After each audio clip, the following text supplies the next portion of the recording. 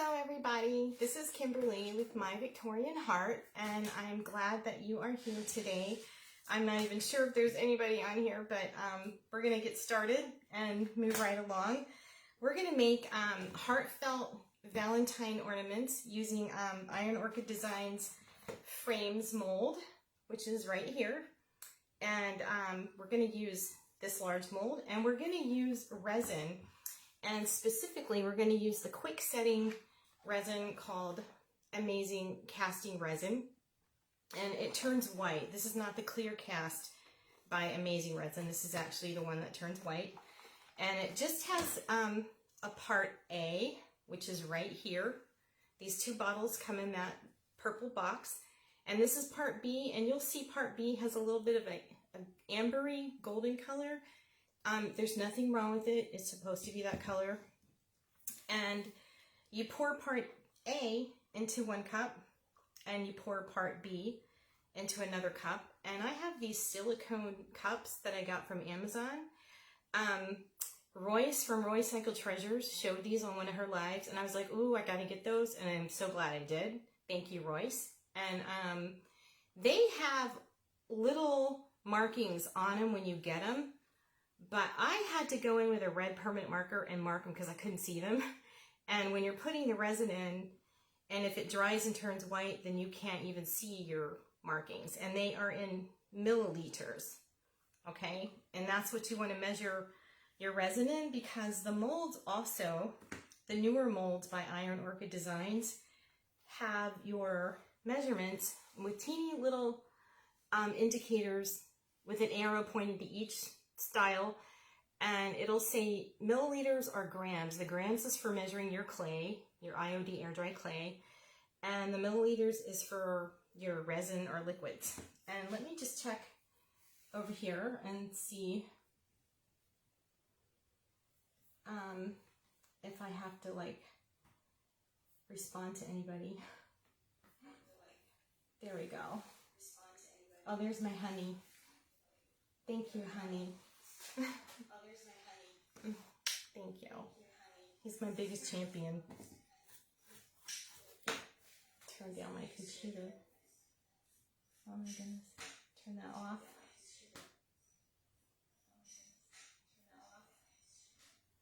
There we go.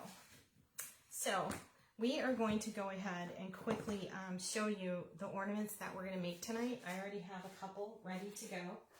And pull them off my Valentine tree here. So this is the Cherub Ornament, and this is made with the Iron Orchid Designs Cherub Mold, and I have it right here, and I'll get that. I have all these molds I made with it the other night. So this looked like this before I painted it with actual gold wax. I painted it with Robin Buff brand antique gold, and this is a really excellent wax. A little tiny bit goes a long way. And I also aged this with dark wax, and I used Amy Howard's antique dark antique wax to sort of darken it up, and so it wouldn't be so bright gold. And then I added Glamour Dust gold glitter, and it's right here. And this is actually called gold, and it looks like this. And this is a really fine, ultra fine, dusty glitter, and it's brilliant, and it will get everywhere on your stuff, so keep it away from stuff you don't want it to get on. And so we're going to make that, and this is a double-sided cherub ornament. I did not make the heart double-sided. I wanted to, so tonight we'll do that together, and I'll show you how to do that. And this is one of the cherub molds that is flat on the back when you make them individually. And let's get all these little molds I made out of my way. And I'll show you what the cherub mold looks like without anything in it. So here is the Iron Orchid Designs Classical Cherubs mold. It is beautiful, and it has a few little florals and fleur-de-lis and little scrolly kind of flowers and a feather. So we'll do that one to make our cherub, and we're going to do the rectangular frame to make our Jane Austen Valentine frame with the Jane Austen Mr. Darcy quote. And that one I'm going to show you. Let me go grab it. Let's hang this guy back up. So I have the Pride and Prejudice frame. There it is. This one, these are posted on my Facebook page, My Victorian Heart Shop, and they're also on our Instagram page at My Victorian Heart. And the back of it is finished with Roy Cycle Treasures romantic blocks, and this is the part of the block that has the old French letter script on it. It's really, really pretty. And I trimmed it in gold, and I did the Iron Orchid Designs heart on the back, and that is in this mold. This is called Fleur de Lis by Iron Orchid Designs, and there are different size hearts. And oh, hi Gracie, you're so sweet. Thank you for coming. I appreciate it, Gracie. Thank you. And inside the Jane Austen Valentine ornament is the quote, "You must allow me to tell me how ardently I love and admire and love you." And this was that famous quote by Mr. Darcy in Pride and Prejudice. And I think it's when they ran to take cover under the folly, that garden building, and it was a rainstorm. And that's when he professed his undying love, I think. So that's where that quote comes from, in Pride and Prejudice. And I love it. So now for the artwork. You will need to know where you can get this from. And I have already gathered up all the links for where you can find the Amazing Casting Resin, where you can find the silicone cups, and they also come with these little mini pour cups, which I love. And they come with these little silicone stir sticks, which are awesome. And let's see what else I wanted to make sure. Oh, I also will have the products available in my shop. I do have the frames molds. I do have a couple of classical cherubs mold. This is a retired mold, so I don't know if I can get any more. I might get lucky and find some, and the Fleur de Lis mold, I do have some. So that is that, and I'll have them all linked for you after the video is done tonight.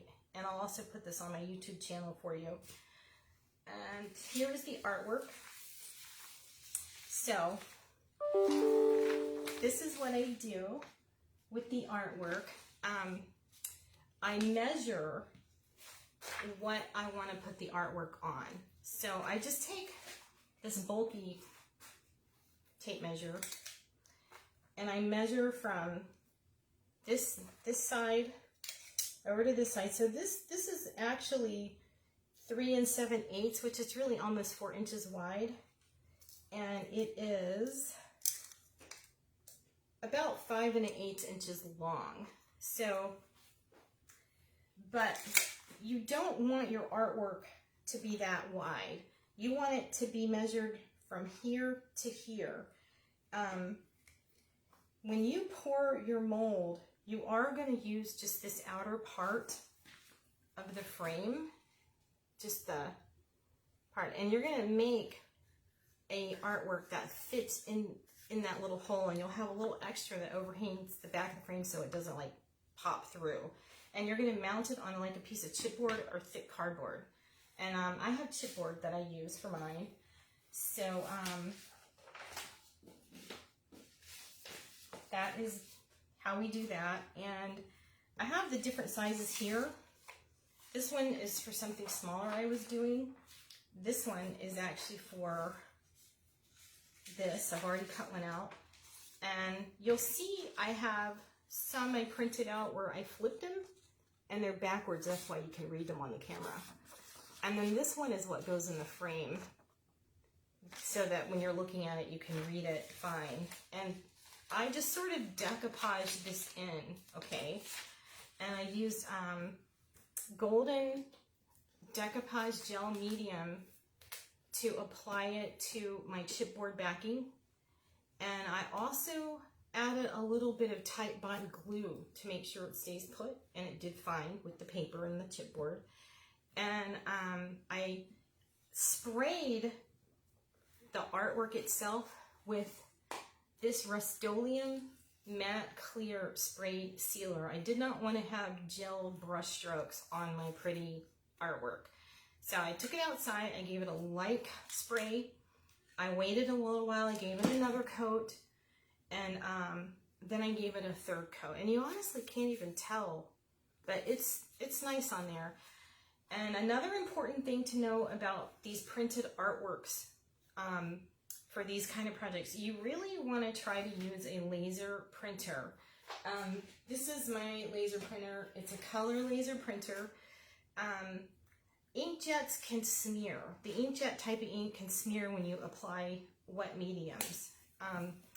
You can try spraying it with a sealer, which I have in the past, but I found that it discolored my inks and made them kind of bleed out a little bit. It was weird. So the laser printer is the way to go. And if you don't have a laser printer, you can just take, you can go online and upload your artwork and go to Staples or one of the office supply stores where they have printing services, and they'll print your stuff for you. And it's not much, you know, per page. And it's really worth it, I think. I actually used to do that before I had a laser printer. And so that's it. Let's get started because this is going to take time, and I'm going to try to be on time tonight. So we'll hang that back up. And the Romantic Blocks paper by Roy Cycled, I just want to show it to you really quick.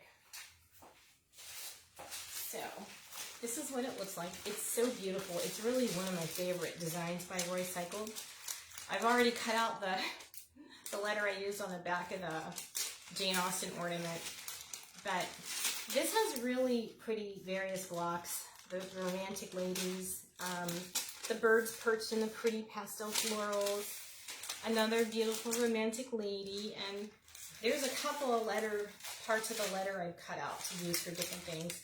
And then they have this block, which is really cool. It's like an antique magazine with pretty typography. So there's that. And now let's go ahead and get the resin going for this project. First, we're going to do the Jane Austen frame. And I'm like looking for my frame mold. What do I do with it? So, move that over. And I'm going to push the camera down a little bit. If you just bear with me for a second. I got to go over here to do that.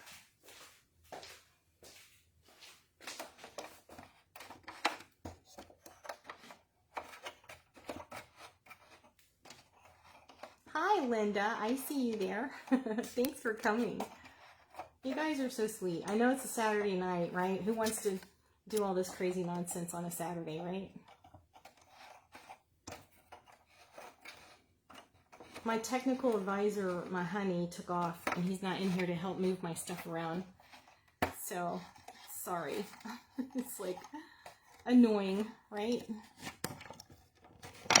Whoops. You can see my messy table. Okay. I think that's a little better. All right. There we go. I hope you guys can see okay. Let me straighten that up. I'll move this over here. Thank you again, Linda and Gracie. Y'all are so sweet. I'm not sure if anybody else is on there, but thank you. You guys, it means a lot to me. And I hope that I inspire you to make some awesome creative joy, and you can make some heartfelt gifts for people for Valentine's. Because I honestly get more joy out of making stuff to give to someone that I love or care about than I do anything else. Like got glitter all over these. We'll just have a little bit of sparkle in our resin today, I think. I hope it doesn't mess up my resin. Okay, so with the resin, you want to make sure you don't have a fan running in your room. Hi, Bruni. Thank you. Is it okay now? Okay, now it's better. Okay, thank you for letting me know. I appreciate it. So with the resin, you want to make sure you don't have a fan running. Make sure there's no water in your cups or in your molds, no moisture. Make sure everything's really clean and dry for your resin. And some of you may have already used resin. You probably know all of this. I learned how to use this specific resin from Sally and Josie of Ironwork Designs. They have a video on their YouTube channel where they actually made cherub ornaments with the classical cherubs mold. And that's exactly where and how I learned to do this. And they did a really good job teaching me, and I didn't feel afraid to use it after that. So I would really watch that video if you think that you would love to go see it, because it really helps. So I do small pours because you don't want to pour too much resin at one time, because you have to make sure you pour it into your molds right away. It sets up quick or you will waste your resin. And this is $19.99 at Michael's, and I had 20% off coupon. You can get it for like 20 something, $23, $24 on Amazon with Prime. But they have sold out of this one, and they have like a 2-pack that's like $45 right now. All right, so I'm going to pour 20 milliliters each. I'm going to do 20 milliliters of part A. I'm going to put the cap on because I don't want to knock it over and spill it. I am going to pour, where's my B cup? There's my B. I'm going to pour 20 milliliters of this one, because the large frame mold takes a little bit more resin than obviously the smaller designs. So now you want to take this is your mixing cup. You have a mixing cup in addition to an A and B cup. So you want to pour in, make sure it's all stable and on a level surface. And I just pour the A in, and then I pour the B in right away, and it's going to kind of cloud up, and you start mixing it, and you mix it till it turns clear again.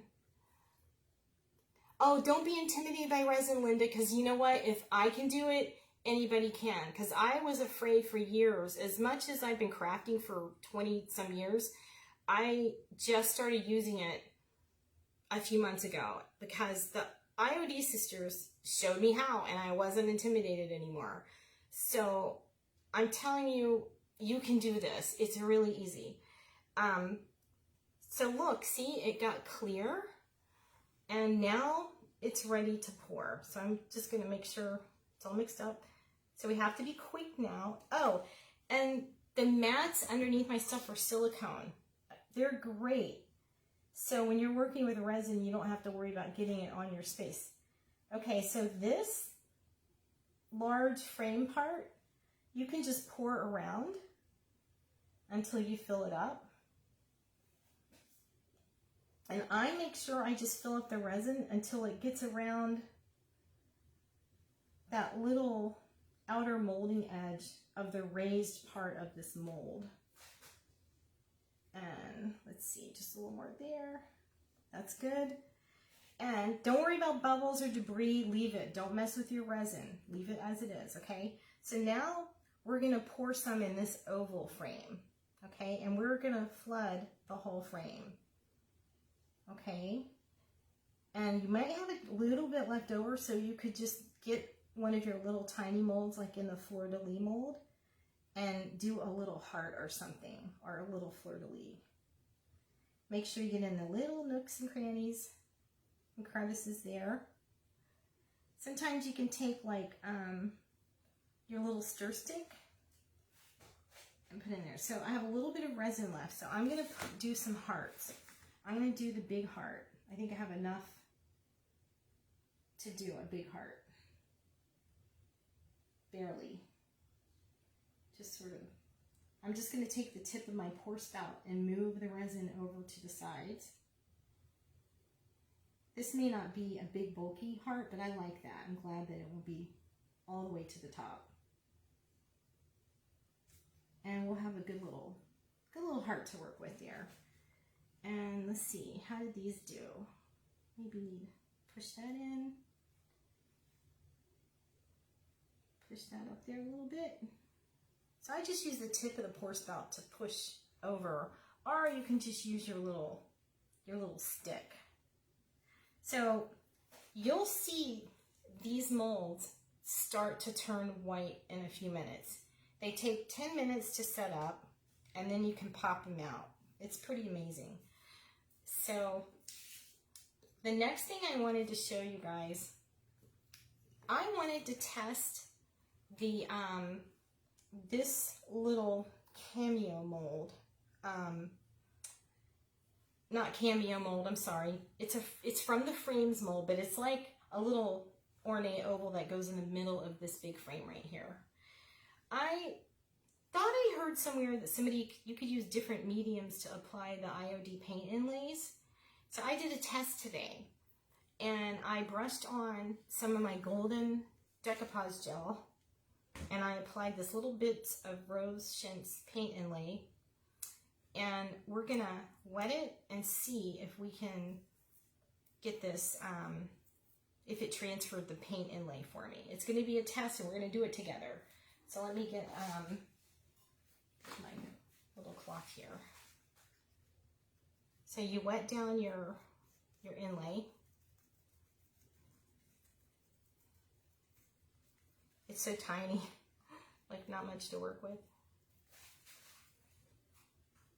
Oh, good, Linda. I'm glad. That's my goal, is to make these things that I do something that you feel really comfortable with. And because I know what it's like to think I can't do something and I wouldn't be good enough.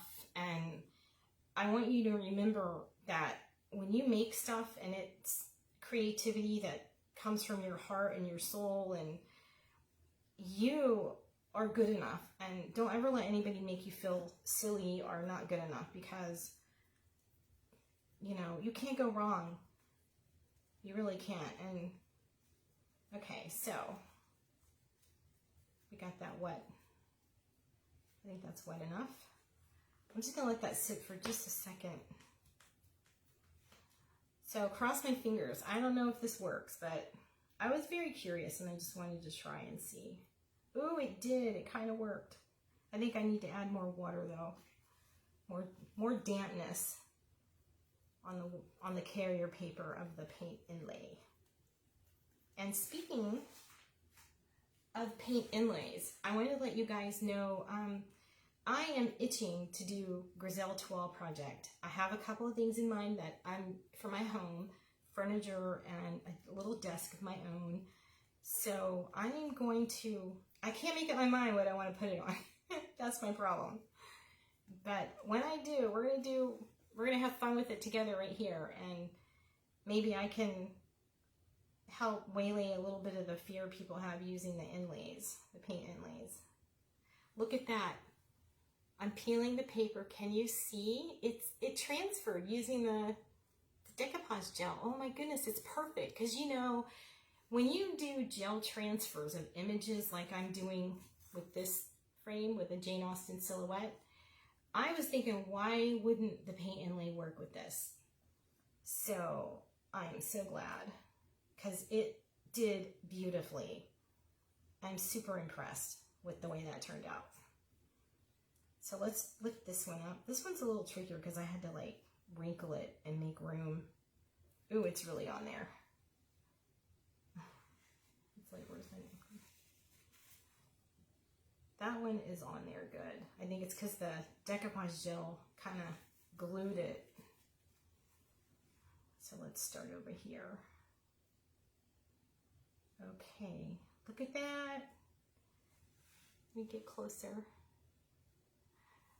You are excited about the paint inlay? Good. I was scared about it too, and but they're so pretty, and the results you get, you can do anything with them. It's really an amazing concept. These ladies at IOD, Sally and Josie, they amaze me with their creative genius. Like, I just love it so much. So, yeah, I kind of wrinkled when I pushed the paper to make room for this little piece up here because it was like blank and I wanted to put another little rose there. It made a big wrinkle, but you know, you can sand that out with a little bit of sandpaper.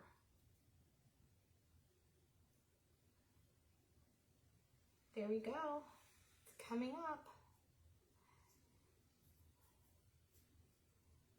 I think last time I did the Jane Austen project with rose chintz, if you remember, on the oval frame, I was like, everything's coming up roses. Me and my goober humor, you know. Okay, oh my goodness, that turned out really, really pretty, except this one, I think that's paper still on there. Let me just smooth that down. Oop, I smeared it. It's the decoupage gel, it's just kind of gluey around the edges. So this works. It got a little messy right there, and I made a big wrinkle when I pushed the paper, but it works. So just letting y'all know, we tested it together and it works. All right, I'm gonna set this aside. So you know you can do your paint inlays with this stuff, and I would just start with like a little tiny project, test it out yourself, make sure you're comfortable with it, and then go from there. And this is a gel transfer project too. This is the Jane Austen silhouette like I used on the live when we did the rose chintz inlay on the oval frame, and I have that here.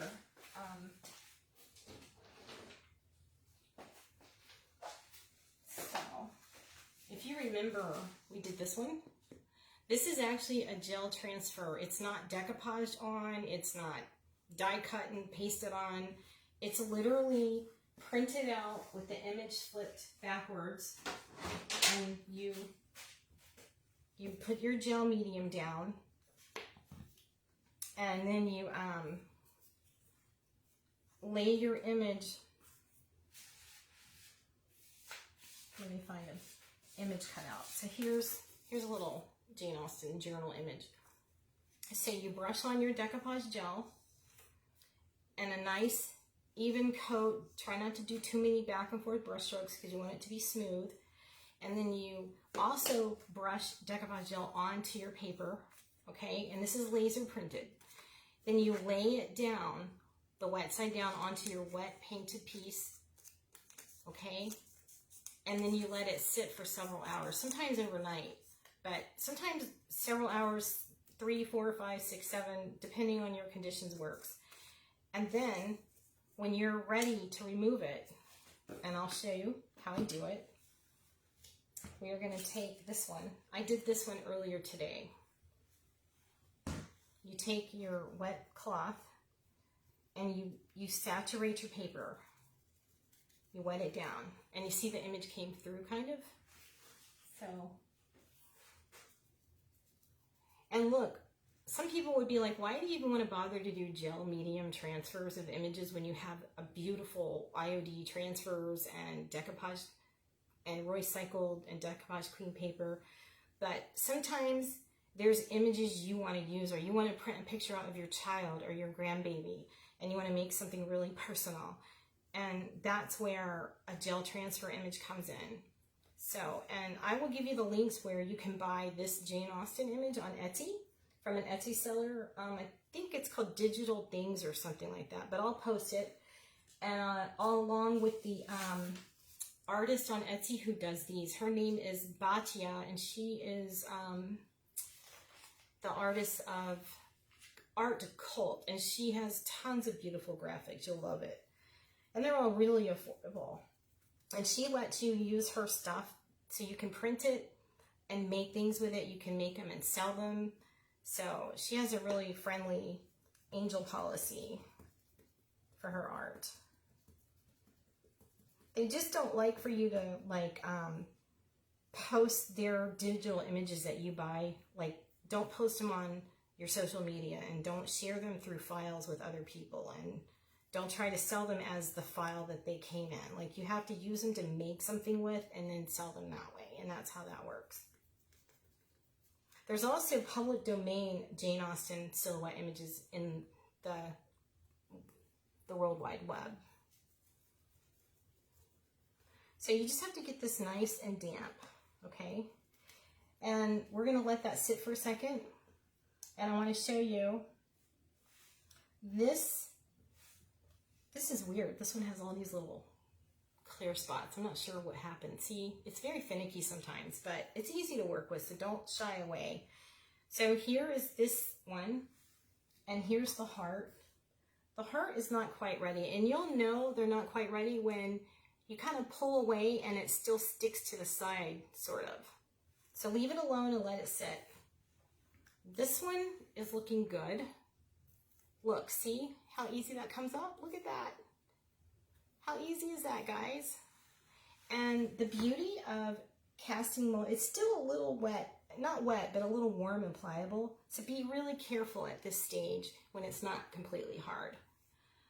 That you get magnificent detail from the little ornate edges, easier to release than when you are doing the clay. So you don't have to worry about messing up your fancy little details. So there you go. How easy was that? Linda, what do you think? Are you ready to try resin? So let's set this aside to dry. And let's see. This one is not quite ready. It's coming. It's getting there. I need to leave it alone for a few more minutes. So let's go ahead and remove this so you know how to do this, okay? So you just want to rub your wet upper, like that top layer of paper. You see how that's starting to come up? And as what happened is the golden gel medium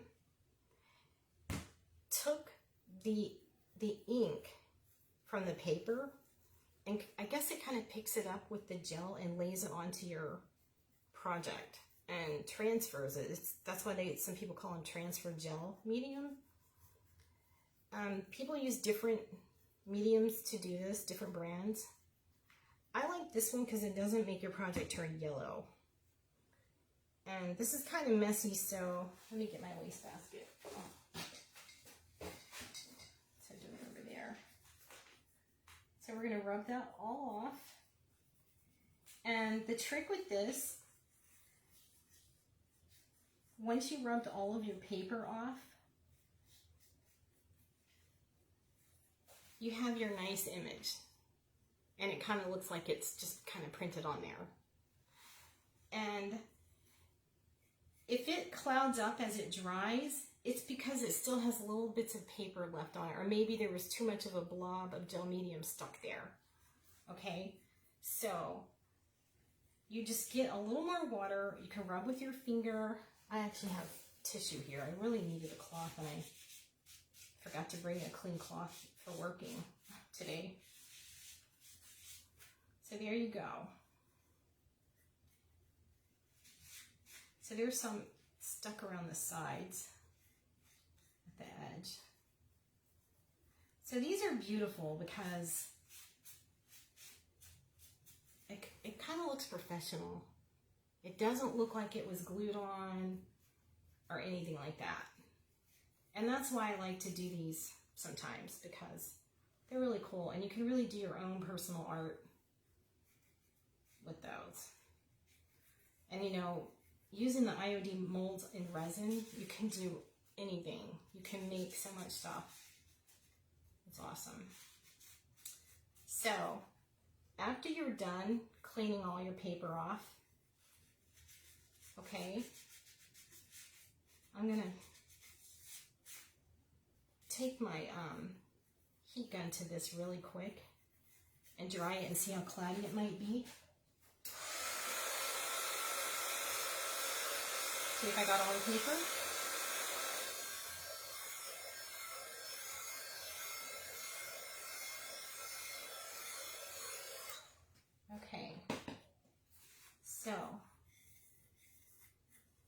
Turned out great. Now is what you want to do is you want to give it a little sealing, okay? So you can hit it with this spray sealer, and I would really recommend a spray sealer that's for paper craft. This one really isn't, but I've used it and it's done really fine, but it smells terrible and you have to go outside. So I'm not going to do that in here tonight. But I'm going to go over it with my golden gel. You could also use a clear wax with this if you want to wax it. That would do fine. The Jane Austen one I did, this is wax. And I also aged it and antiqued it and made it look kind of oldie. So, but we'll just seal this really quick with our gel medium.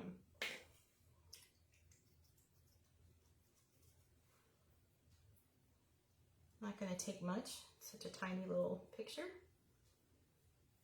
And after the sealer dries, you can go in with some antiquing gel, antiquing wax, glaze, whatever you want to put on here. And the other thing I wanted to tell you is you really should start with your gel medium, gentle, light strokes. And don't go back and forth too much like I just did. And you get less streaky marks. Okay, so we're done. We're gonna let that sit and dry. All right, let's see if we can get this out. Yep, it's ready. I think maybe it has almost a translucency because for some reason, but it looks good. It's a little soft. So if the resin, if you don't mix it right, or there's conditions that will make it kind of like this and not really hard and set up like this one. This is like really, really good and hard, you know? So I just messed up my gel. Fix that. Okay.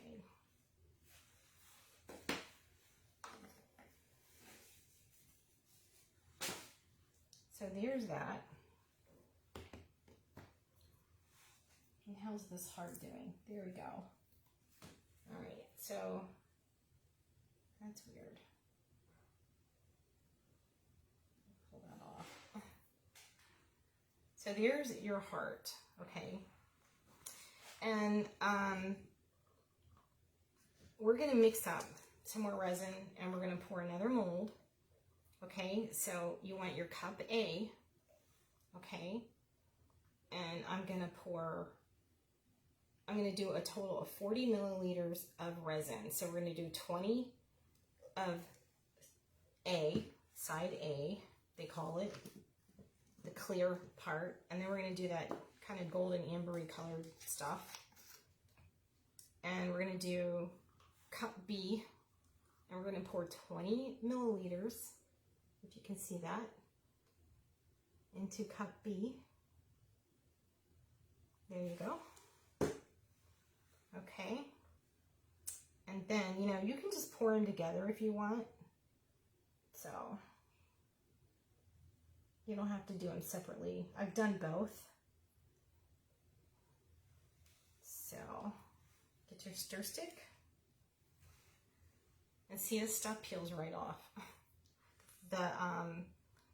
The resin residue that gets stuck in these silicone cups is easy to get out, by the way. So there it is, kind of cloudy, and it's going to clear up as I stir it. And you'll feel it get warm, but it doesn't get like hot. So let me put this over here. That's it there. This one.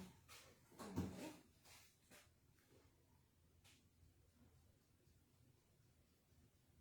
You have to mix it up really well. Nice and clear. There we go. So I'm going to pour another one of these because I wasn't super happy with that last one. It was weird.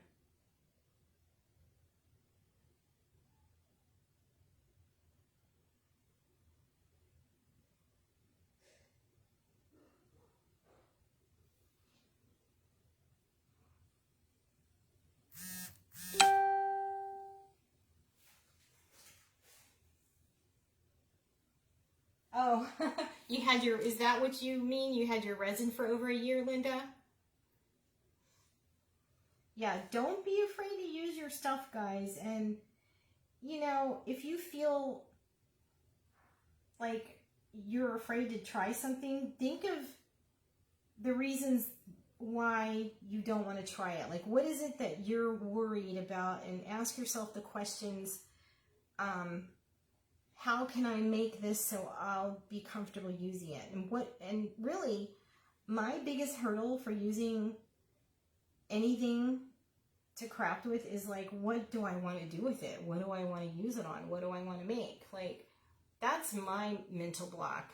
And then you could just like maybe write down the reasons why you don't feel good about it and sort them out, and then ask somebody to help you with it, and you can get, you know, you can overcome it, and the next thing you know, you'll be using resin and making whatever you want, and you're going to say, what was I afraid of? You know, like, I know I'm like that. You overthink things, and it keeps you from doing what you really want to do. So don't overthink it, and just test it. It can't hurt anything. So, and I'm here for you. Like, I want to be here for you guys and help you. And you can always reach out to me. You can call me on the phone. Our phone number is under our contact information on the website. You can contact me through the Facebook Messenger, through the chat button on the website. You can email me. I'm really responsive. I respond pretty promptly. So never be afraid to reach out and ask. No, there's no such thing as a dumb question. So just remember that. Oops, my cursor's stuck on there. Can you use, so Bruni, you're asking if you can use a different gel medium. You can. When you do the gel transfer thing like I just did, you can use the Mod Podge brand. There are other brands that other people use too. I'm not really sure what they are. Oh, I know, you can use Liquitex. It's spelled Liquitex. Liquitex is very popular, very good, loved by artists. Golden is very much loved by artists. And Mod Podge. Mod Podge is a little more inexpensive. It works, but I think that Golden or Liquitex transfer the images and the color better than the other brand, the cheaper brand. And the cheaper brand can have a tendency to turn your projects like a yellowy color over time. And with Golden and Liquitex, you don't have that problem. So, and Golden, this big pot, it goes a long way. But I think Liquitex is probably really popular too. So you just have to try them and see what you like.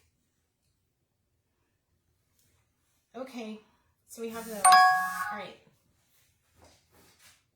I'm going to grab my chipboard for the frame. It's right here, so bear with me.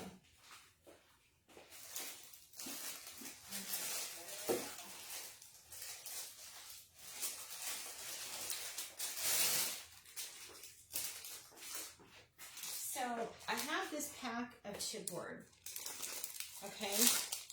It's called Grafix, Grafix, and looks like this, and it's scrapbook size. I believe they're 12 by 12. They're acid free, so you can use them for photos and scrapbooking. And we're gonna cut this out. This will be your backing for your frame to put your Jane Austen artwork on. And this frame is setting up nicely. I don't want to mess it up too much. And if you notice here, I didn't pour the rest of the resin that was in the cup, and it's set up and it's hard, so it's ruined, and I wasted it. So you have to remember to just really pour the rest of your resin so you don't waste it when you do the quick pour stuff. And look, see, it comes out easily from the silicone cup. So that's kind of nice too. See, they just peel right off of the silicone. So that's great. All right, we are gonna do a cherub, okay?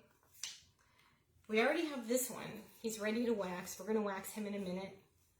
And this one, we're gonna show you how you overlay. Let me get this out of here. Oh my goodness. All right, this cherub is done, okay? And we want to make them back to back like we did with this one and put the ribbon in between. So we're going to pour these, okay? And we'll put this one on top of the newly poured ones, okay? So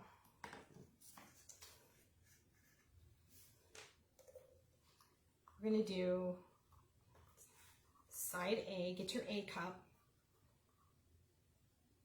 Pour in your resin. I'm going to do 20 in that one. I think I went over just a little bit. Let me make sure. Yeah, I think I did like 30. So we'll have extra resin. You got to even them out. So if you did 30 milliliters in this cup, you have to do 30 milliliters in your B cup. Don't fudge on the numbers. Keep them consistent. 1-to-1 ratio is what you need. Okay. Make sure you're even. Yeah, that's a little. That cup's a little shorter.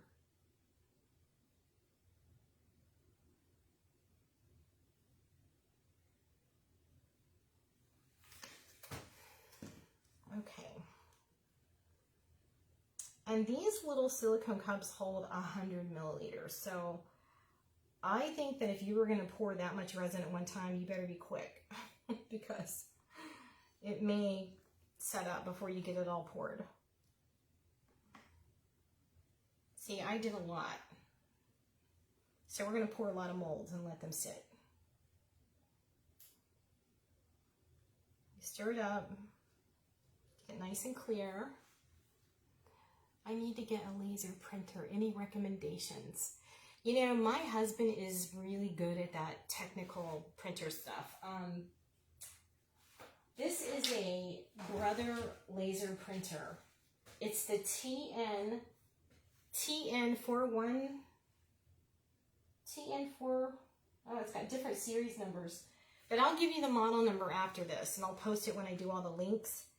But it's fabulous. It prints out quickly, high volume, holds a lot of paper. You can't go wrong with it. I love it. I have printed fabric. You know, the printable fabric that you can buy, like for quilting and sewing. When I had Etsy shop, I sewed literally thousands of sachets that were customized as gifts and guest favors for people's events and holidays and stuff. And I cranked them out mostly on the HP, but that was inkjet, and that I had to seal them. Like I had to do a Scotch guard. But with this, I didn't have to worry about that. So let's get another heart poured.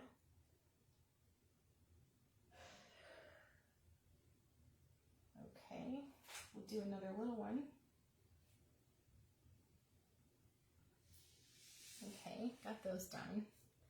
And we're going to do this fancy frame right here. And we're just going to flood the whole frame right there.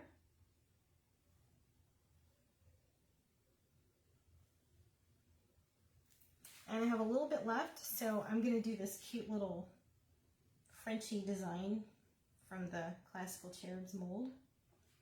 And there's a little flower over here. Going to do that. And let's see, I think I have enough to do this feather, and that will be all the resin.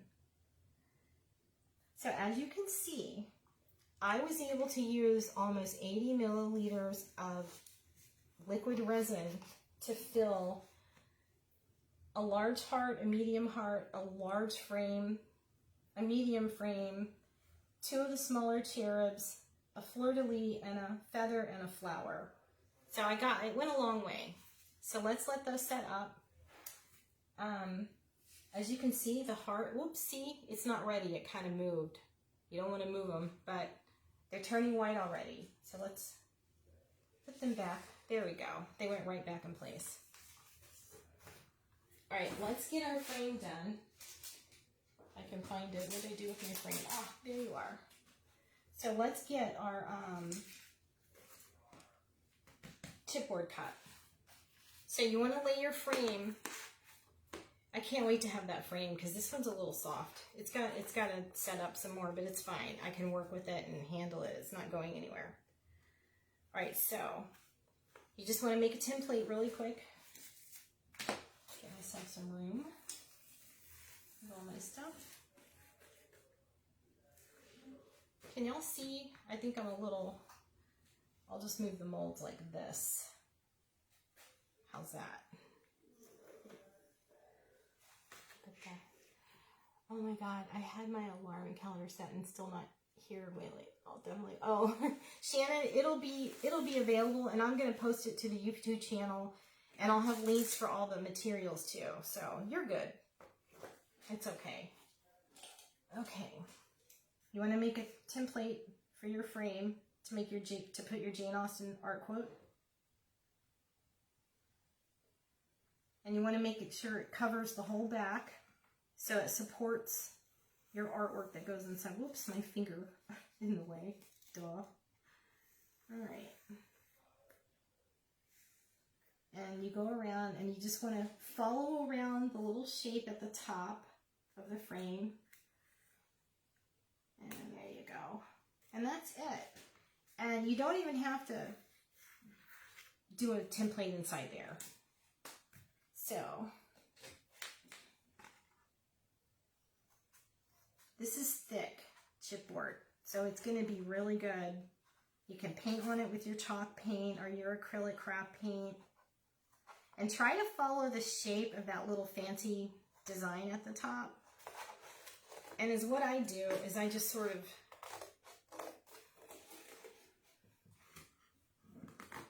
get this off of the main panel of chipboard because it's too hard to go around the corners and edges. So I'm going to cut this edge now. And it doesn't have to be perfect. You're going to glue it on the back. And I would use E6000 or Tight Bond, but I've got my glue gun tonight for quick work. And I remembered to plug it in this time. I always forget to do that. Maybe I'm learning.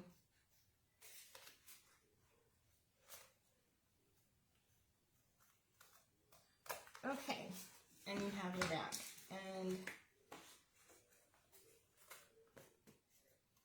there you go. And if you happen to have like an edge that turned out funky or sticks out, you can sand it to make it flush with your resin frame. Like, see mine, I mean, my frame is a little crooked. There we go.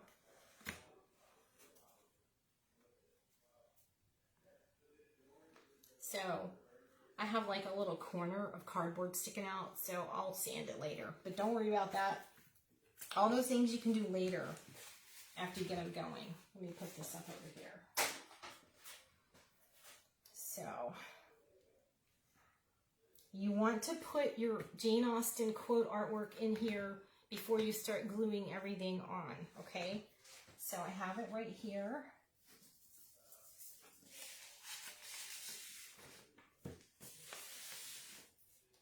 All right, there we go.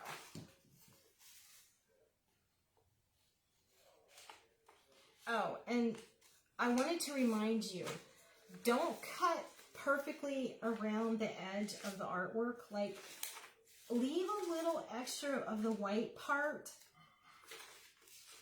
of the border so you have a place to glue it on behind here. And it's not going to pop through the whole of your frame. So just leave a little extra because I almost started to cut it all off. You know, like when you mount photos and stuff, they kind of go beyond the hole in the back of the frame. So I just sort of leave a border around the actual artwork.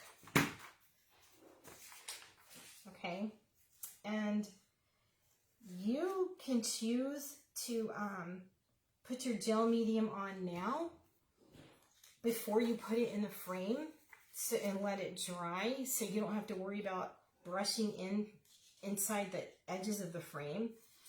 But I'm going to spray paint, I'm going to spray seal mine later when I can go outside. I'm not going to stroke it with gel or anything. So you just line it up on here. And before you glue it on, and you want to see how it fits. Okay. Now you want to take this frame and turn it over and put your artwork like this on the back of it. Just like when you're doing a picture frame with photos. And you want to kind of take it and hold it up. Line it up. Center your art. This particular artwork is like off-centered, like the text isn't perfectly centered. It's supposed to be like that. So there you go. I've got it the way I want it. Okay, so I'm going to go in with my hot glue.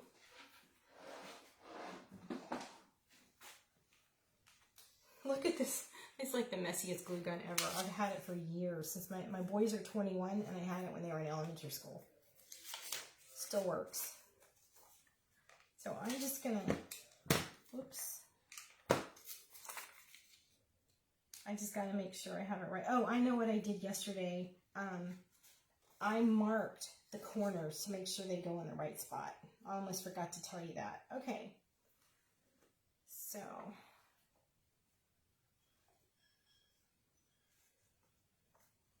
don't move. I don't know if my pencil will mark on silicone. It does not. I have a black marker. Just do like a pen dot. There we go. Perfect. Just do a little pen dot right at each corner. And that way you know where to stick your paper and glue it on. Okay, let's see how this one's doing.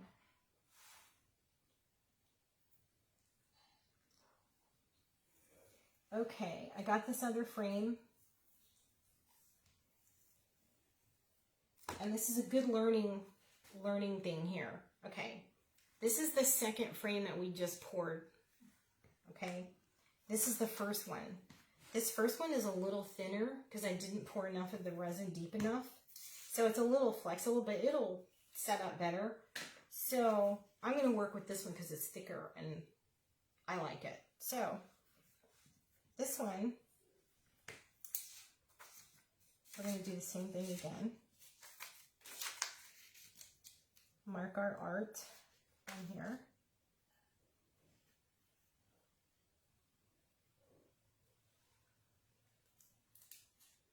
Hold it on with your finger.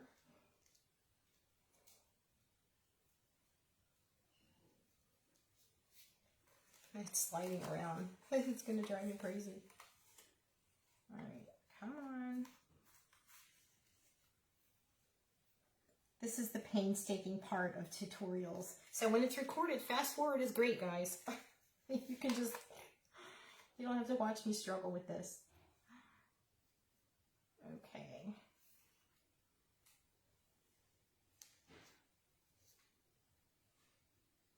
Oh my goodness. I'm having a hard time with this one. This is what I'm going to do.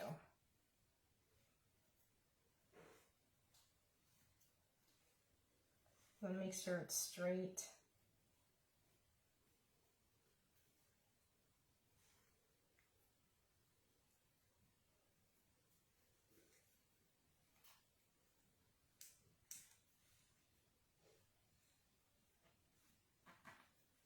It sticks to everything, okay.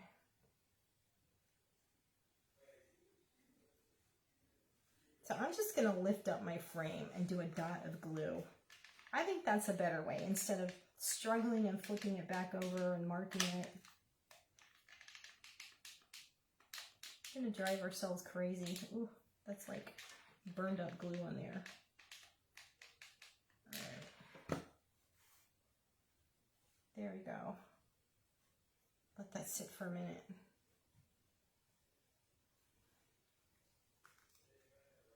Now we can turn it over. Yay! All my glitter.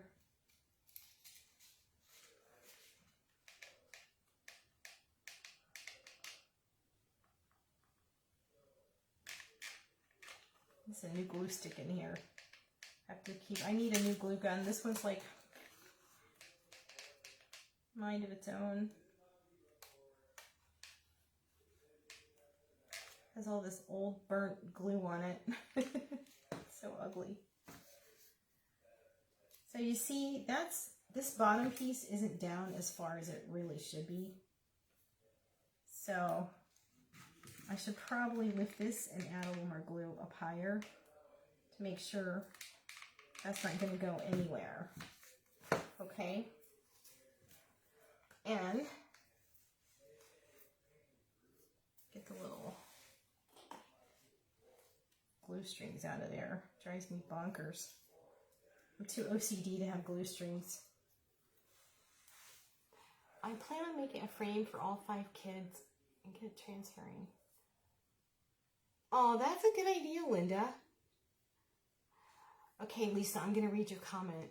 Can you leave the resin in the mold longer? So I have to count after.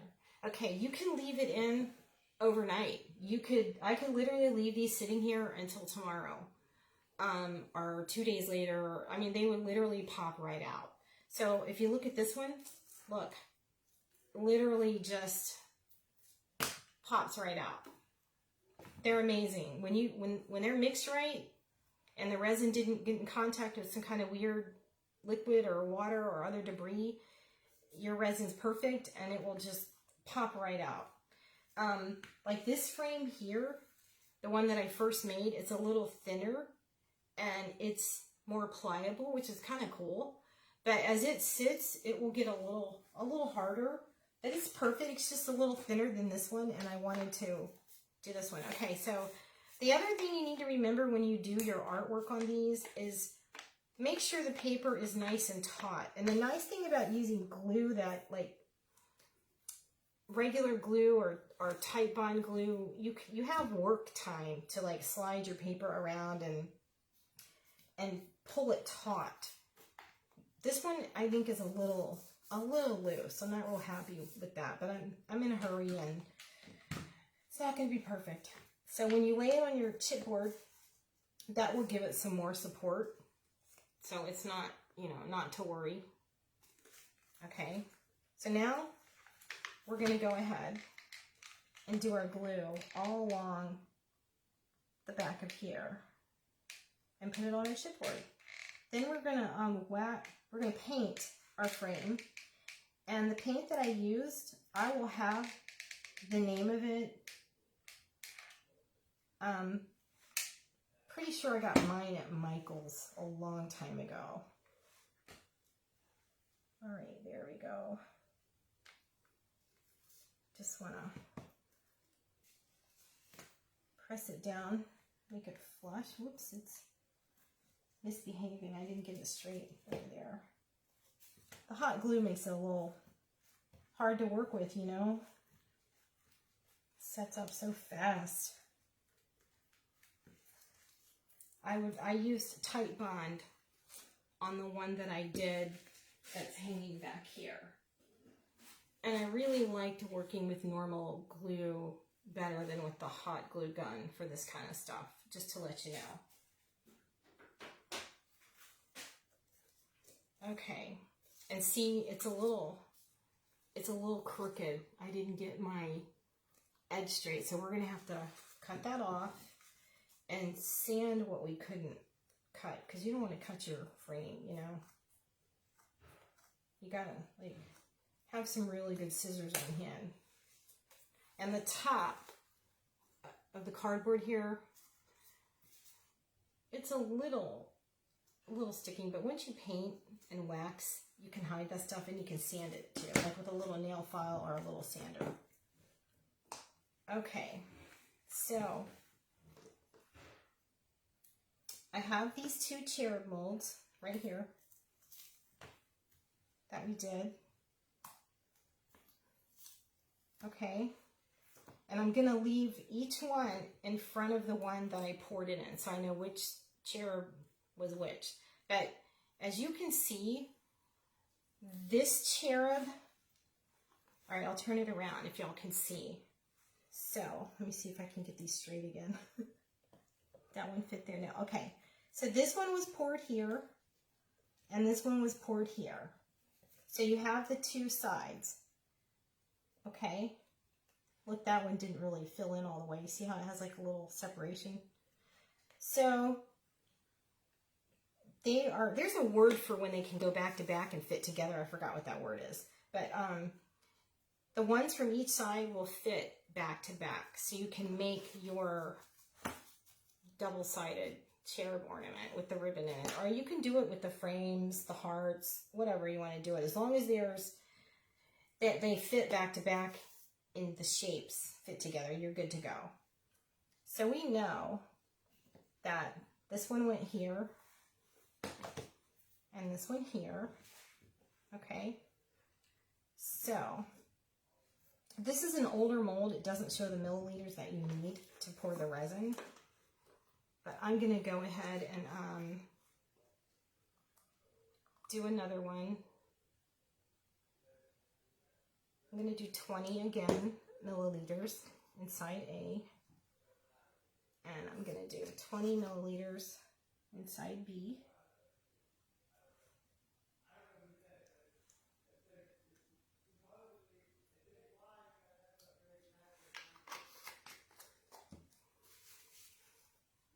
Okay, oops.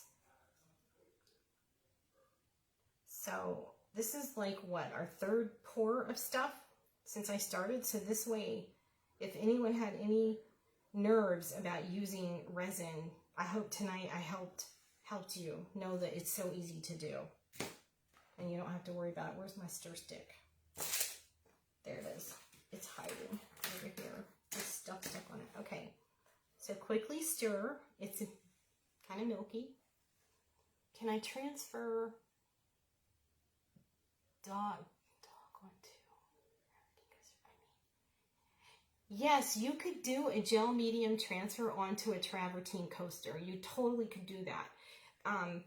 So you want to brush your travertine coaster with the decoupage gel medium, and then you want to brush your image that you printed out on laser printed paper of your dog and put it face down onto your coaster and let it sit for about 4, 5, 6, even overnight. You know, the longer you leave it, the more you're certain your image transferred well.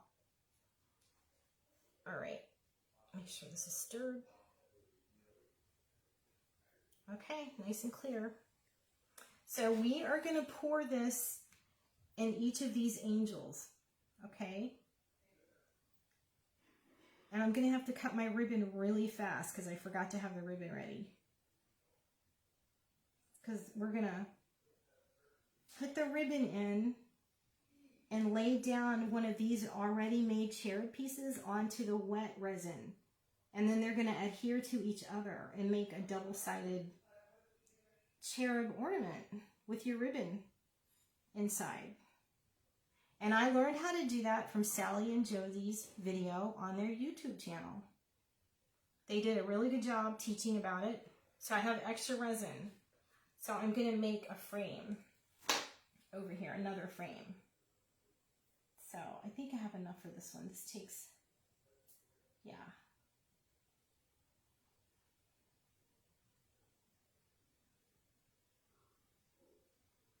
Let's just move that in there.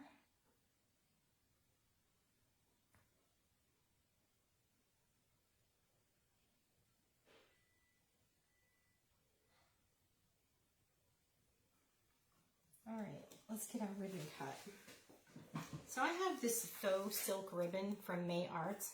Love it. I think it's so pretty. So you just want to cut a length, however long you like to have your ornament ribbon. And I kind of cross it over a little bit like that. And then I lay it across my mold. And I just lay it in there like that. Okay? That's it.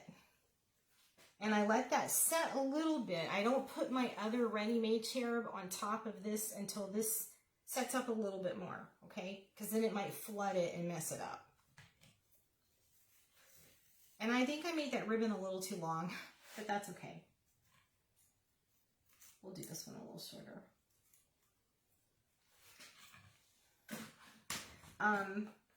So I have these storage carts. I have this work table with all these bins underneath, and I have these rolling carts that are underneath, and they have drawers, and that's where I have all the ribbon and stuff. They're great if you guys want a good storage solution. Get those rolling cart bins that have a place to hang stuff on the side, and then they have bins in the top. All right, so this is setting up. We have to hurry up and put our ribbon in this one before it gets too set up. And now is the time to put your cherubs on top that you already made, okay?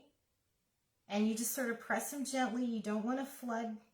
See, a little bit of my wet resin is flooding out on the side there. This one's set up a little quicker than that other one. So,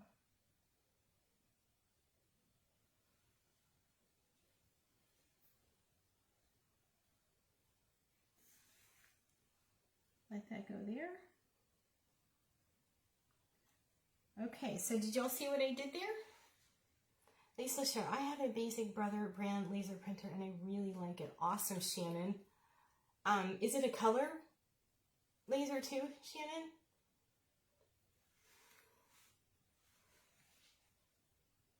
So this one I flooded it and a little bit of the resin is kind of oozed out and it'll make the head funky. So we can just clip it and fix it when you're ready to take them out. So we'll leave those to set, okay?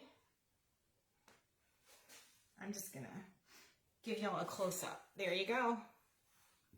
And those two will look like this guy in just a minute. So we'll set him aside.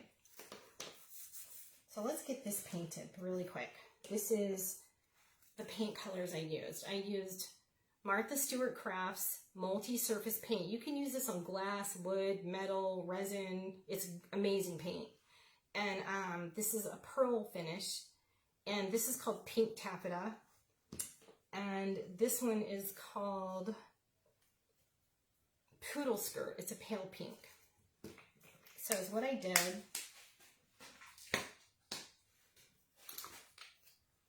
I just painted the base really quick with the pearl.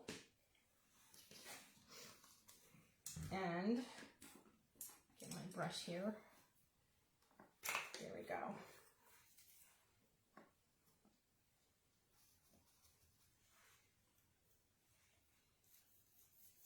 So you just want to go in. And the other thing is, I painted my frame before I added the artwork. And that is something you should really do because you could mess up your artwork. So is what I do, I cut out this little insert and I put it right here. And you could do painter's tape if you wanted. I just would be careful about it on your paper if it's not sealed. So, this is such a pretty color.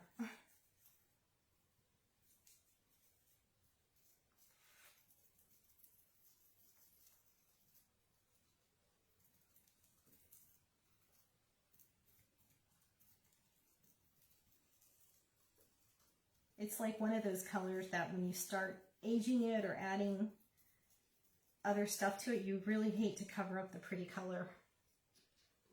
So,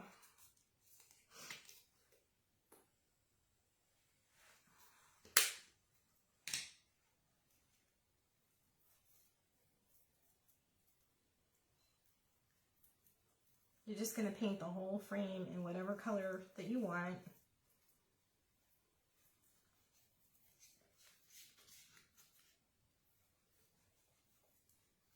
And I even try to get the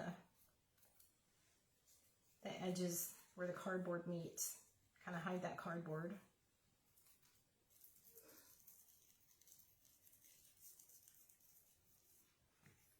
Okay.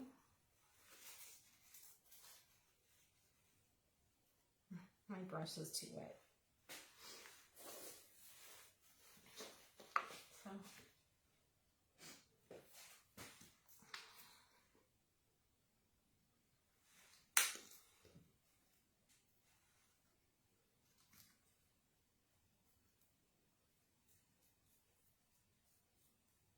And you know, I'm going to be waxing this with gold wax, so I'm not really worried about covering this in a saturated pink color.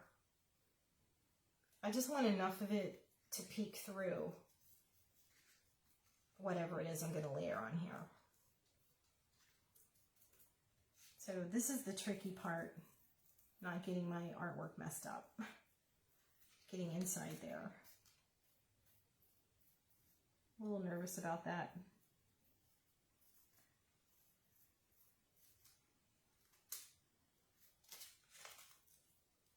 Be really careful.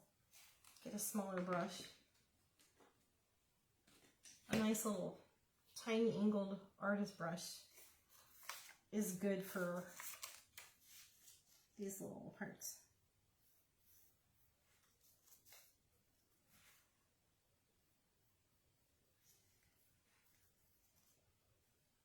Whoops, too much, too much.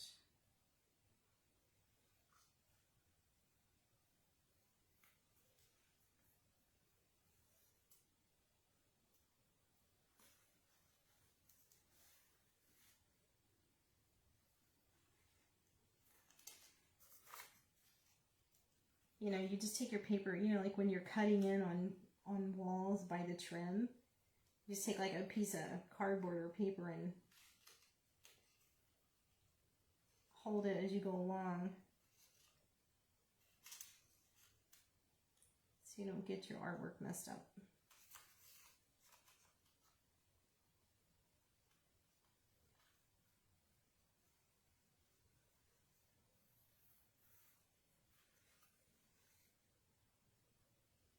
All right.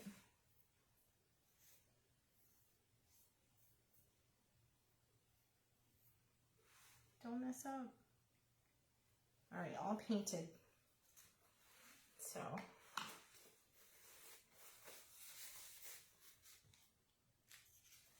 let's let that dry for a minute and we'll take these out. I think they're ready. We'll find out. Yep. So a trick to know when these are really ready, the resin molds, just pull the edge of your mold like this. And if it comes off easily and they start popping up, you're good. Okay? So there you go.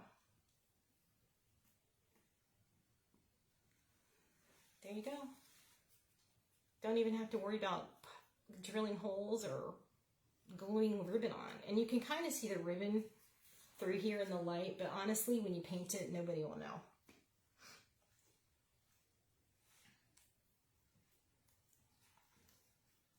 We're going to pop this one out. There you go. So you can say thank you, IOD sisters, for teaching us how to do this. Because I wouldn't have known if I hadn't watched their video. They are great teachers. They make you feel comfortable learning and trying new things.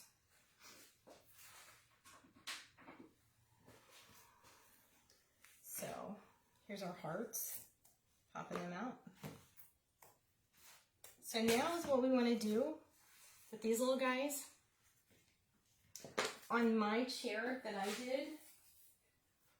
I didn't want to keep the really bright red ribbon, so I waxed it. You can actually do decor wax on fabric. So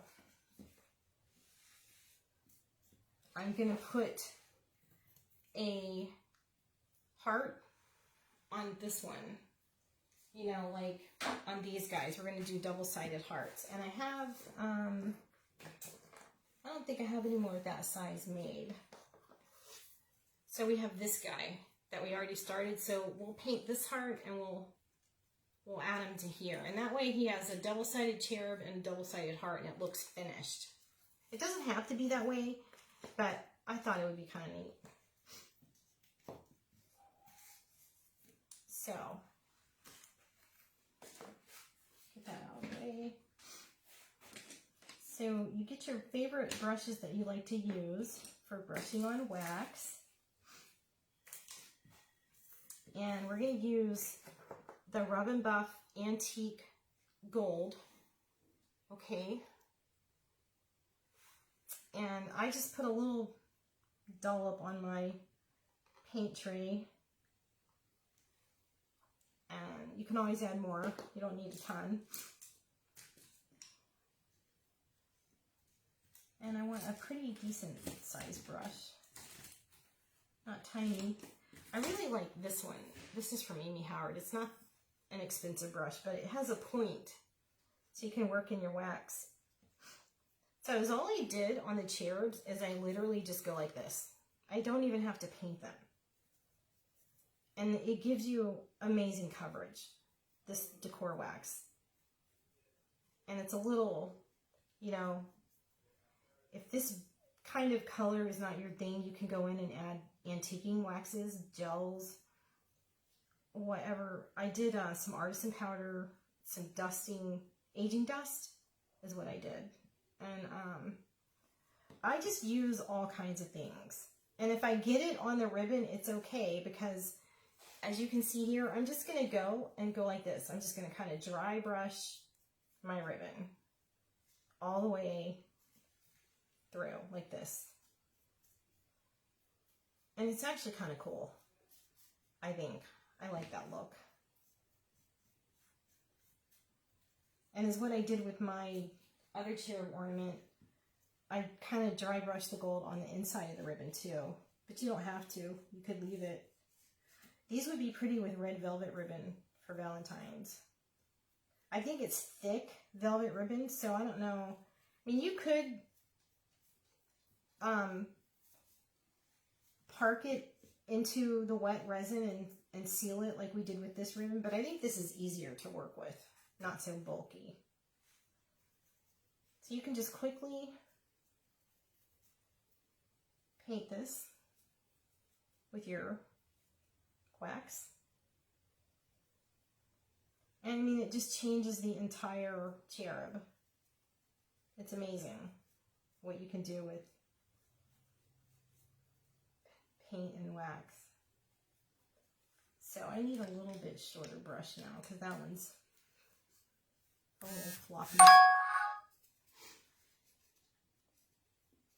My phone is going off and I don't really know what that was. Let's see. So what time is it?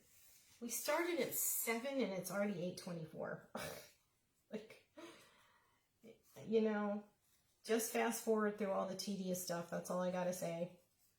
It's a long tutorial, but there's a lot going on here. At least you know how to pour the resin and do these back-to-back molds, and that was what I really wanted you guys. Oh, and you know how to do gel transfer medium. So we accomplished 3 techniques that anybody can do, and I think it's really worth it. You packed a lot in an hour and 24 minutes today already. And you can go back and look at each thing that we did in parts and pick up the technique and do it yourself, and you'll be off and running before you know it, making your beautiful stuff.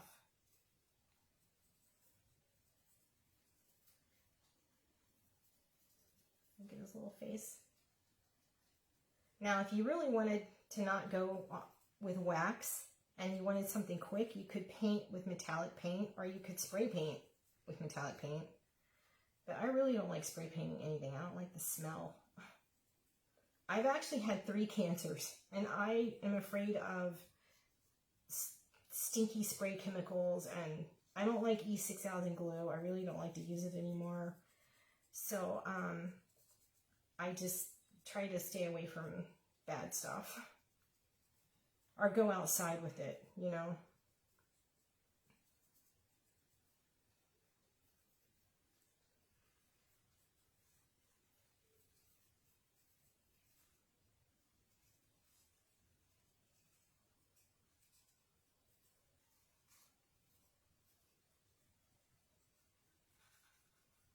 All right, he is waxed and beautiful.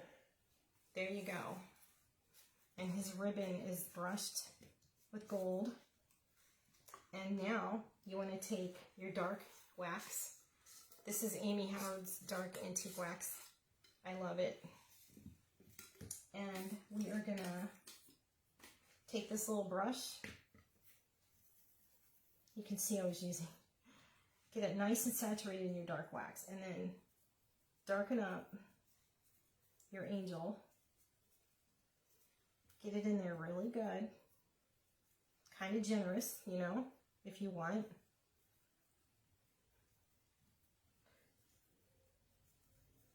This kind of tones down that brightness and you makes it look antique-y and oldie, which I love. That's my favorite look for stuff. So you want to get a good coating of wax all in the little parts of your cherub and your detail, because you're going to use an antiquing dust, and you need the dust to grab onto the wax. And see, I rubbed some of the gold off, so I have to like go back and where's my rub and buff? Where'd you go? There you are.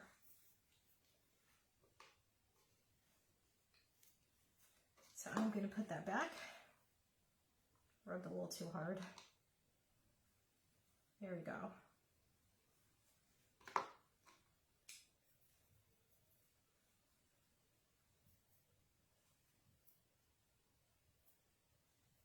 Just going to blot it on now.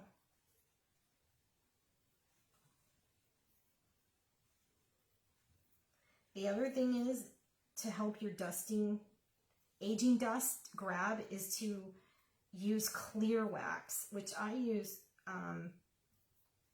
the Annie Sloan type clear wax, which is my favorite. I use it on a lot of stuff. Okay, we got that done. So now I have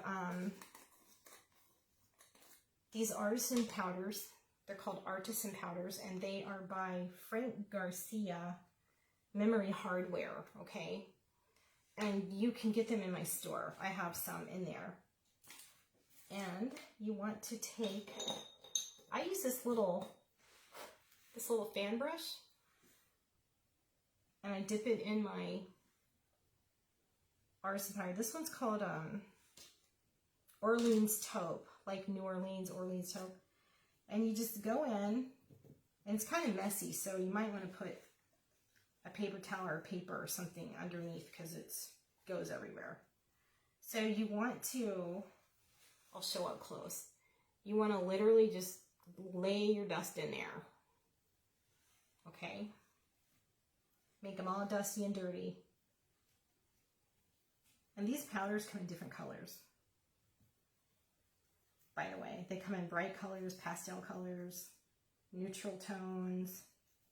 I like this one because it's a neutral tone. I also have Amy Howard's Dust of Ages, which is a big favorite.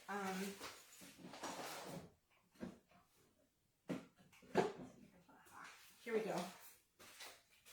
This is it.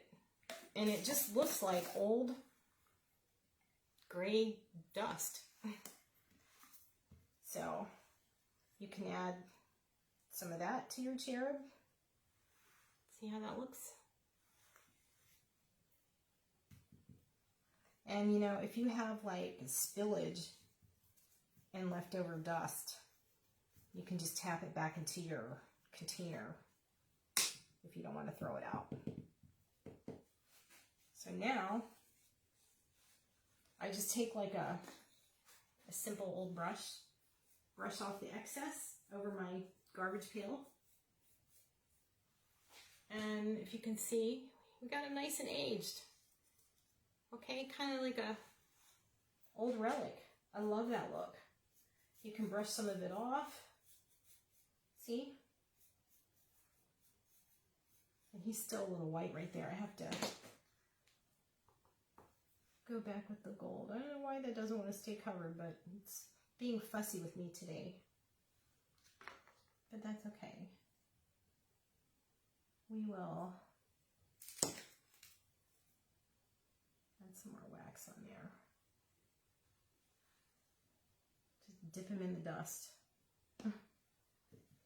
Stay.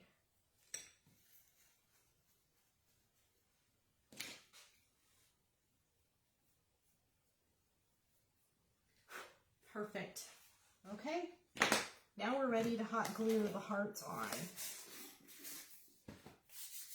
And I have this old red paint that's practically dried up. I have to get more that I painted the heart, the little resin heart with. So just quickly paint it. This is folk art and it's called Cardinal Red. And it's a really good, I like the really rich, deep reds. I like blood red. And I just ordered some wax, like the kind of wax you use to make wax seals, like they used to do on the old letters. It's called blood red, and I can't wait to get it because I am going to make wax seals that are like glue sticks that you melt in your glue gun and then you press them with your designs. I'm going to be using those on my decoupage paper projects.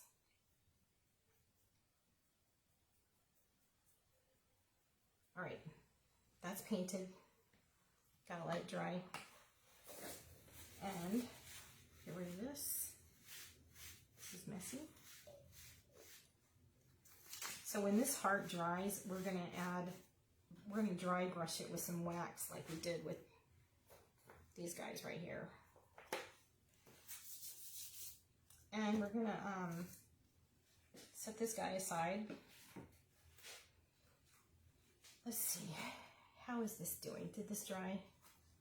Kind of, not quite. So, let's just take this again.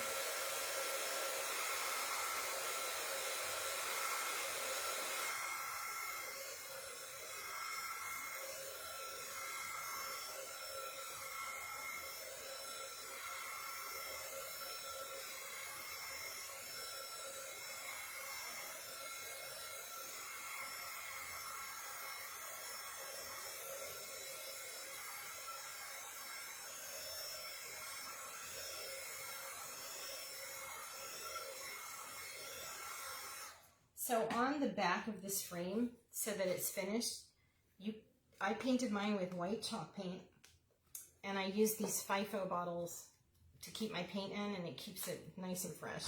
And you can paint the back of this, and then you can stamp it with like an IOD script letter stamp, which I think would be really, really cute. And instead of using the decoupage paper, I used the recycled decoupage paper on this one, but I don't want to cut up another romantic blocks paper because I want to be able to make it available for customers who want to buy it, because I only have like 3 or 4 left. So I'm going to save them for you guys. And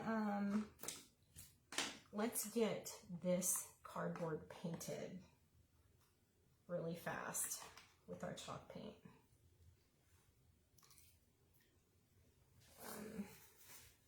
I got all the pink paint out. My water's kind of dirty now. No. I think we're good. All right. So you don't have to do a crazy coat.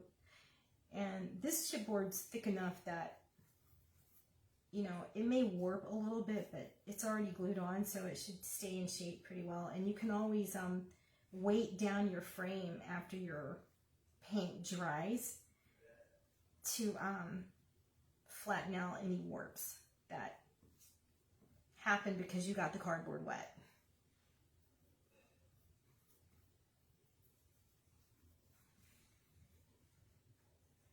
What kind of brushes do you use? The powders make it. Oh, thank you, Linda. Oh, Shannon, you love the powders too. Cool, guys. Linda, before. Sorry, guys, I have to read these and I can't see very well. Paint, and I'm going to paint first. That is smart.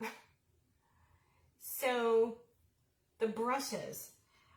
Well, this brush here and this brush here are my favorite artist brushes. They're good for doing craft projects, but they're kind of large to cover a good area. And these are by, this is called Princeton Brush Company, Select Artiste. And this is a 3/4 inch. And this one is a oval mop. I think they call these mop brushes. This one is a oval mop, and it's so dirty I can't read it anymore. It's a 1/2 inch oval mop brush, and this is a 3/4 inch oval mop brush. These are amazing. They're soft, natural bristles. They're beautiful. I haven't had one bristle come out of these brushes, and I've used them and used them. And I got them at Michael's online and went to do the store pickup thing. And do I have, oh, these I also got that are really good. I think they came in a set, and I love the feel of all of these because they're soft to hold on your hands. They don't hurt your hands. And these have different like shading and angle brushes, and I'm not really, I mean, I'm not an artist. I don't like paint and draw and that kind of, I just do crafty stuff. And but I do have a preference for how stuff feels in my hands and what brush can I use for, let's say, doing the chalk paint really quick. And as you can see, it's a nice, soft, flowy bristle brush. It's not a stiff, icky, artificial. And you barely get any brush strokes out of it. Like, it doesn't leave awful brush lines. This is such a good, soft, nice brush. So I will put the name of it, and I'll try to link it if they still have it in the store. I bought them like back in the spring or summer, I think. Okay, I'm going way overboard painting this. Let's let that dry. So this little resin heart is ready for its gold. So we're going to do that really quick. And I used this bright gold wax that I can't, well, I sold out of it in the store. And I haven't been able to get it. It was always sold out from the company. It's a redesigned wax. And it's brighter than the Rub and Buff Antique Gold. Okay. We've had a really hard time getting merchandise in this year, especially for the holidays. My Bethany Low collection, I mean, literally, I've never had a company email me and cancel orders because they didn't have it.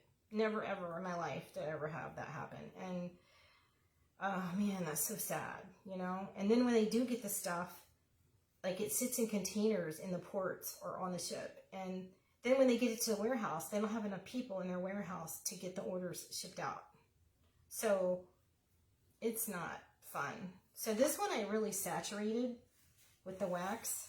So I'm going to wipe some of it away because I want some of the red to peek through. And I just like wiped off some of it. It wasn't really dry. So, and you can sand, you can just go in with like sandpaper and rough them up too, if you want. But then you risk like showing the white underneath because you took off your paint, you know. So there's that.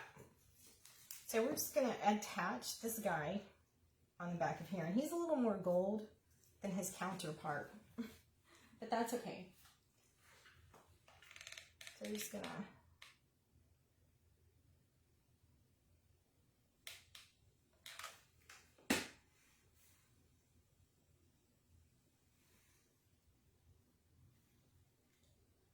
Now, here is a suggestion I have for this. When you want to do the back-to-back hearts anchored on each side of your ribbon, I would do like we did when we put the cherubs together in the mold. You know, you make your one side of your ornament and you take it out and then you pour a new one and then you lay the ready-made one onto the wet resin. And I would do that with these with the ribbon in between, because then you don't have a gap. Like, the hot glue is kind of chunky after it dries and it leaves a gap. So the way I would fix that personally is I would go in and kind of like caulk it with wax and glitter it and hide it. And there's always a way to hide boo-boos and stuff you don't like. So there's that. So that's all I wanted to show you. And then for the glitter, let me get some paper.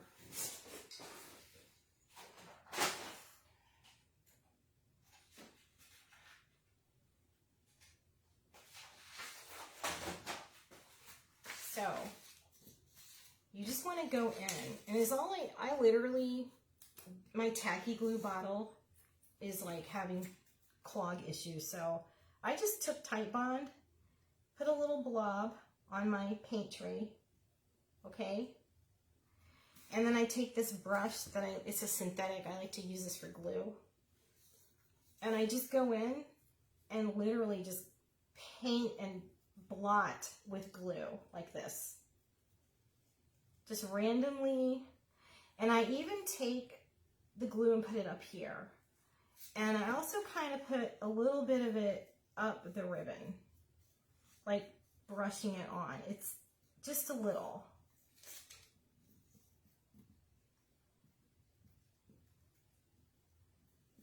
And let's see, I don't want that much on his face, so I'm going to blot it off.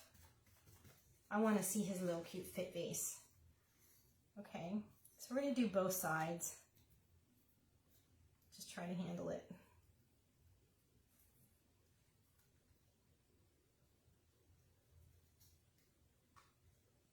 Try to find there's my glitter. Okay. All right. That in order. So here's my Glamour Dust Gold. Okay. And I'll give you a nice little close-up of it. Super duper sparkly. Okay. Just generously apply your glitter. Tap it off. Kind of like putting on your salt and pepper.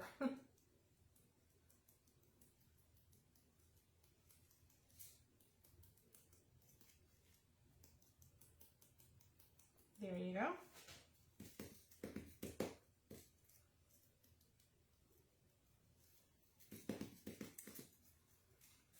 All right. All that glitters is gold, guys. All done. So we're gonna just let him hang out on the Valentine tree and dry. And I can attach hearts to him later. But you saw how we attach the hearts to this one, okay? And we're not gonna paint this one. Now, we just wanna save our glitter. I'll set that aside and put it away later. We're gonna wax this really quick, okay?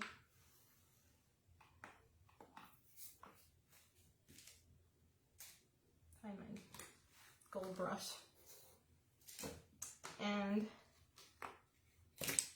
we're gonna do the antique gold rub and buff again, okay? Put a good bit there. All right. What kind of brush is that? Okay. So you just quickly paint with your wax, okay?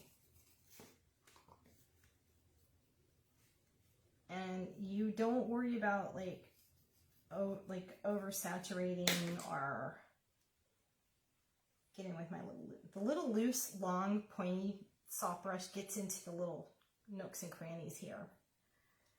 and just sort of pounce it down to get in there. So see how this is still, this resin frame is still a little flexible.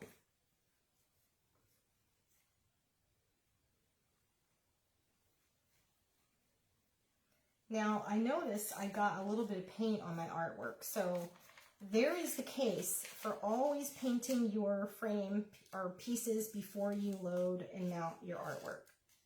Because, and you know, seal your artwork too. That way, if you get something on it, you can wipe it off, you know.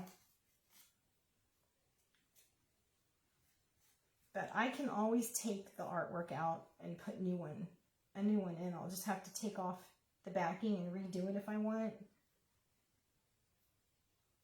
So, but this is just to show you guys how I do the wax and the Artisan Powders, okay? So you want to give the outside edge of your frame a nice painting with your gold decor wax, okay? And we're going to go in with clear wax after this and make sure we get some down into all these little crevices so that when we do our Artisan Powder and our aging dust, it grabs those mediums and holds on to them for us. Because the rub and buff wax, I don't know, it kind of dries quickly, and I don't know if it holds on really, really well. I haven't really determined that. Darn glue. So I kind of leave the inside of the frame a little pink. Like I do a little bit of gold, but I kind of left some of the pink. Okay, now we want to go in and wipe away some of the gold. You just want to go and just wipe it away on the ornate part, like that. Okay, and since this artwork has that really pretty blue in the flowers, in the color, I wanted to do this blue. It's like an aqua blue Artisan Powder. I thought that was really pretty. And before I do that, I'm going to go in with dark antiquing wax all around. It's just really, really random. Don't have to be fancy about it. It just tones down the brightness of the gold and makes things look aged, which I love. I have all these glue strings. They're driving me nuts. It's like when you get a hair on your eye and you can't find it. Okay. So, you can take your fan brush, dip it in your Artisan Powder, and then just go in all along and get it down in your little nooks and crannies.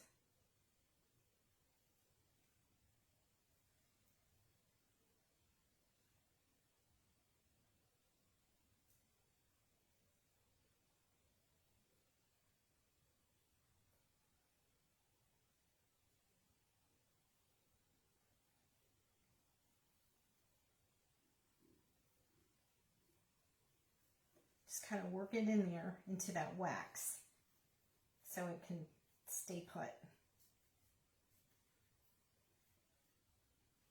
And then I just want to put like a tab on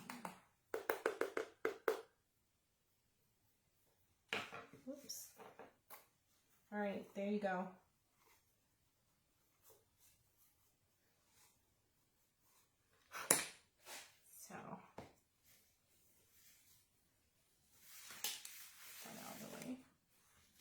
This also has like a little lid that has like a shaker top. But I like to dip my brush in mine. So there you go. You have your nice aqua pops of aging powder. And I think that's very cool. And then this is what this one looked like. I didn't go as heavy, but you can see it's down in there. And I also went over this one with my one I did yesterday. I did a little bit of the Amy Howard Dust of Ages to tone it down a teeny bit.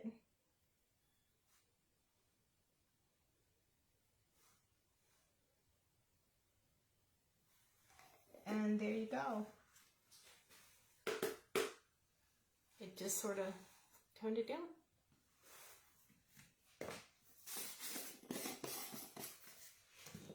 So I'm going to go in a minute here, but I just wanted to tell you, now that this is done on the back, I